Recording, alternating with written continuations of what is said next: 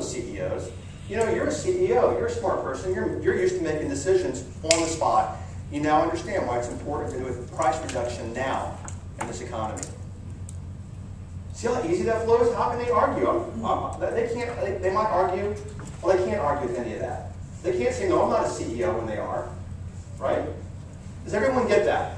Okay, is everyone with me? Yes. Okay, good. Reactants. Basically this means the more you rattle the cage, the more emotionally involved you get them, the more likely they are to be persuaded and influenced. Give you an example of this. I'll give you an example of how you can use it in real estate. All right, research done. These people were in a research group, and the research group was about getting them not to eat steak. By the way, there's a group of us going to Shoeless tonight too, so okay, we weren't in this study. But the study was about not eating red meat. So what they did is they showed participants a picture of a nice juicy steak. Would that prompt you not to eat steak? No. Then they showed a picture of like cattle that were out in the range. No, didn't do anything.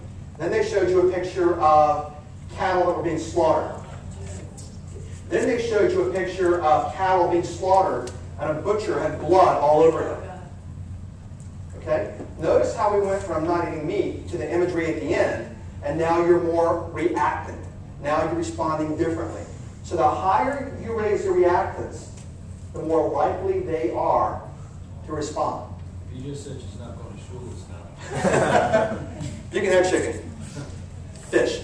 Okay, so how do we use this? In real estate, this is what I would do in a listing presentation. If I wanted a price reduction, I would have props. And I would show them a very similar looking property. Most in listing presentations, most CMAs are just small little pictures of the property, right? It's a one sheet.